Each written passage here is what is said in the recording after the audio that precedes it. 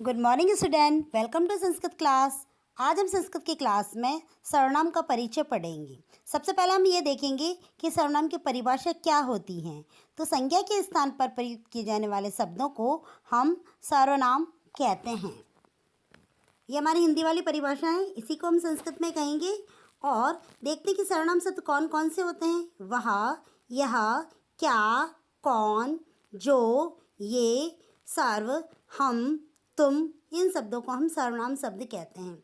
ये क्या करते हैं कि वाक्य के अंदर किसी व्यक्ति, वस्तु या स्थान के नाम पर प्रयोग किए जाते हैं। जब हम वाक्य का एक बार वाक्य बोलते हैं और उसके स्थान पर दूसरी बार और बोलते हैं तो उसमें सर्वनाम शब्दों का प्रयोग किया जाता है। अब हम देखते हैं कि वह शब्द जो आपके हिंदी का सर्वनाम शब्द है उसको हम संस्कृत में क्या कहते हैं। तो वह शब्द को कहेंगे हम तत् शब्द। तत् शब्द को संस्कृत में वह शब्द कहते हैं। तो अब हम देखते हैं कि वह, पहले हमें पता है कि संस्कृत के अंदर 3 पुरुष होते हैं, प्रथम पुरुष, मध्यम पुरुष और उत्तम पुरुष। और संस्कृत के अंदर 3 ही आपके लिंग होते हैं, पुल्लिंग, स्त्रीलिंग और नपुंसकलिंग। 3 ही आपके वचन होते हैं, एक वचन, द्विवचन और बहुवचन। ये चीज़ें हमें याद हैं। अब हम देखते हैं कि सबसे पहले तत् शब्द जो है वह पुल्लिंग में तत् शब्द यानी वह शब्द को क्या कहा जाएगा। पुल्लिंग में वह शब्द को क्या कहा जाएगा। वह है पुल्लिंग में एक वचन के लिए सा, द्विवचन के लिए ताऊ और बहुवचन के लिए ते। स्त्रीलिंग के अंदर सा, ते, ता। नपुंसकलिंग के लिए तत्, ते, तानि। अब इन तीनों का मतलब है सा, सा, तत् का मतलब है वह, ताऊ, ते का मतलब वे दोनों, और ते, ता, तानि का मतलब है वे शब्द। ये शब्द अलग अलग के लिए अलग अलग प्रयोग किए जाते हैं। तो इस प्रकार हमने देखा कि तत् शब्द जो है तीनों लिंगों में अलग अलग प्रयोग करे गए हैं। अब हम देखते हैं कि यह शब्द, यह सर्वनाम शब्द है, इसको हम क्या क्या कहेंगे। यह सर्वनाम शब्द को हम कहेंगे, एक तो हम इदम शब्द से इसको संबोधित करते हैं और एक एतत् शब्द से करते हैं। एतत् और इदम शब्द जो होते हैं उन्हीं को हम यह शब्द के लिए प्रयोग करते हैं। वैसे ही पुल्लिंग के अंदर पहले हम एतत् शब्दों को देखते हैं। पुल्लिंग के अंदर एतत् शब्द है आपके ऐशा, पुल्लिंग एक वचन के लिए, एतौ द्विवचन के लिए और एते आपके बहुवचन के लिए। स्त्रीलिंग के अंदर ऐसा, एते, एता और नपुंसकलिंग के लिए एतत्, एते, एतानि। ये हमने देखा, ये शब्द जो एतत् शब्द है यह तीनों लिंगों में अलग अलग कहे गए हैं। अब हम देखते हैं कि ये आपके इदम शब्द जो है, इदम शब्द तीनों लिंगों में क्या होते हैं। इदम शब्द के लिए पुल्लिंग में हो गया आपके अयम, पुल्लिंग के द्विवचन में इमौ और बहुवचन में इमे। स्त्रीलिंग के अंदर इदम, इमे, इमः और नपुंसकलिंग के लिए इदम, इमे, इमानी। ये शब्द आपके नपुंसकलिंग के लिए प्रयोग होंगे। इस प्रकार हमने देखा कि इदम शब्द और एतत् शब्द यह के लिए प्रयोग होते हैं और ये पुल्लिंग, स्त्रीलिंग और नपुंसकलिंग में किस प्रकार अलग जाते हैं। अब हम देखते हैं किम। किम शब्द जो होते हैं उसका अर्थ होता है क्या या कौन। क्या या कौन मतलब अगर हम वाक्य में अगर पूछेंगे कि ये क्या है तो भी हम उसके किम शब्दों का प्रयोग करेंगे, और ये पूछेंगे ये कौन है तो भी हम किम शब्द का प्रयोग करेंगे। लेकिन पुल्लिंग, स्त्रीलिंग और नपुंसकलिंग के लिए अलग अलग किम शब्द का प्रयोग किया जाएगा। वो इस प्रकार है, देखें। पुल्लिंग के लिए का एक वचन के लिए, काउ द्विवचन के लिए और के आपके बहुवचन के लिए प्रयोग होता है। और स्त्रीलिंग के लिए का द्विवचन में के और बहुवचन में कहा। नपुंसकलिंग के लिए किम, के, कानी। इस प्रकार ये किम शब्द जो है क्या या कौन वाक्य बनाने के लिए प्रयोग किए जाते हैं और ये आपके इस प्रकार प्रयोग किए जाते हैं। अब हम देखते हैं यत यानी कि जो शब्द, य, यो, ये, या, ये, या, यत, ये, यानी। ये इस प्रकार हम प्रयोग करते हैं कि ये आपके अलग अलग शब्दों में अलग अलग एतत् शब्दों का किस प्रकार के हम वाक्यों में प्रयोग करते हैं वो देखेंगे।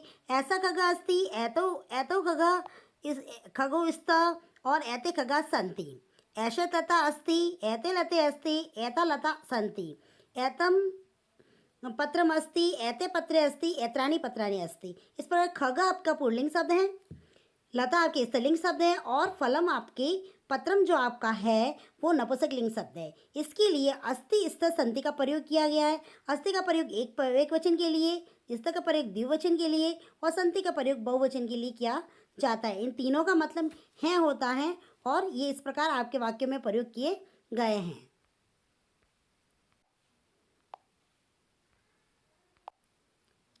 इसी के साथ हम देखते हैं कि किम शब्द का किस प्रकार पुल्लिंग, स्त्रीलिंग और नपुंसकलिंग में वाक्यों में प्रयोग किया जाता है। तो ऐसा का, यह कौन या यह क्या, ऐतो कऊ ये दो क्या, ऐते के ये सब क्या। अब इसका आंसर जो है ऐसा ससका यह खरगोश, ऐता ससकऊ ये दो खरगोश, ऐते ससकहा ये सब खरगोश। इस प्रकार ये हो गया आपका किसका पुल्लिंग का वाक्य प्रयोग। अब हम देखते हैं स्त्रीलिंग में किम शब्द का किस प्रकार प्रयोग होता है। ऐसा, ऐसा, ऐसा, ऐसा का, ऐते के और ऐता का। यह है स्त्रीलिंग के लिए वर्तिका जो है उसके लिए है, वर्तिका के लिए किया गया है। तो ऐसा वर्तिका, ऐते वर्तिके और ऐता वर्तिका। और अब हम देखते हैं नपुंसकलिंग शब्दों के लिए किस प्रकार किया जाता है। नपुंसकलिंग शब्दों के लिए किया जाता है एतत् किम फूल के लिए, ऐते के और ऐतानी कानी। और अब इसका आंसर दिया गया है एतत् पुष्पम यह फूल है, ऐते पुष्पे ये दो फूल है, एतानी पुष्पानी ये सब पुष्प हैं या फूल है। इस प्रकार हमने देखा कि किस प्रकार वाक्य में प्रयोग है। तो अब हम देखते हैं कि ये शब्द जो थे जो हमने अभी तक पढ़े हैं वो तो पुल्लिंग, स्त्रीलिंग और नपुंसकलिंग में अलग अलग शब्दों के लिए प्रयोग किए जाते हैं। लेकिन अब हम जो देखते हैं शब्द हम और मैं, हम और तुम के लिए इन शब्दों का प्रयोग करते हैं, उन शब्दों को हम क्या कहते हैं और उनका हम किस प्रकार से प्रयोग करते हैं और किस प्रकार वो शब्द हैं वो हम देखेंगे। तो हम देखते हैं उभयलिंगी शब्द। उभयलिंगी शब्द वे शब्द कहलाते हैं जो कि दोनों लिंगों में समान होते हैं। दोनों लिंगों में समान होते हैं, चाहे पुल्लिंग हो चाहे स्त्रीलिंग हो, दोनों लिंगों के अंदर समान होते हैं। और नपुंसकलिंग शब्द में ये शब्द नहीं होते हैं क्योंकि इसमें तुम या हम के लिए प्रयोग होता है और यह तुम और हम नपुंसकलिंग के लिए हम प्रयोग नहीं कर सकते। सजीव चीज़ों के लिए और जो चल फिर सकती चीज़ें उन्हीं के लिए प्रयोग किया जाता है। तो यह आपके स्त्रीलिंग और पुल्लिंग के लिए वह है आपके पहला आपके यहाँ दे रखा है, इसको हम कहेंगे युष्मत् शब्द। ये आपके हैं युष्मत् शब्द। युष्मत् शब्द के का अर्थ है तुम के लिए प्रयोग होता है। और युष्मत् शब्द जो जिस व्यक्ति से हम बात कर रहे होते हैं, जो व्यक्ति हमारे समक्ष होता है उसके लिए हम युष्मत् शब्दों का प्रयोग करते हैं और वह आपके मध्यम पुरुष के कर्ता भी हैं। तो उसको हम कहेंगे त्वम यानी कि तुम, युवाम यानी तुम दोनों और यूयम यानी तुम सब, यानी तुम दोनों तुम सब। ये आपके उभयलिंगी युष्मत् शब्द हैं। ये युष्मत् शब्द की ओनली फॉर प्रथमा विभक्ति हैं। अब हम साथ में इसी के साथ में देखते हैं अस्मत् शब्द। अस्मत् शब्द जो आपका है उसे कहेंगे हम, वो अपने लिए प्रयोग किया जाता है और इसको कहेंगे अस्मत् शब्द। अस्मत् शब्द में आप क्या आएंगे अहम, आवाम, वयम। यानी अहम यानी कि मैं, आवाम यानी हम दोनों और वयम यानी कि हम सब। इस प्रकार हमने ये सब देखा कि अभी हमने अस्मत् शब्द युष्मत् शब्द पढ़े हैं। अस्मत् शब्द युष्मत् शब्द के अंदर अहम, आवाम, वयम अस्मत् शब्द और युयम, त्वम, युवाम, यूयम ये आपके युष्मत् शब्द का प्रयोग किया गया है। इस प्रकार बेटा हम लोगों ने ये सर्वनाम शब्द पढ़े हैं जिसके अंदर हमने तत्, इदम, एतत्, किम, यत्, अस्मत्, युष्मत् शब्द पढ़े हैं और उसका हमने वाक्य में प्रयोग किया है। तो इस प्रकार आप ध्यान से इनको पढ़ें। ओके, धन्यवाद।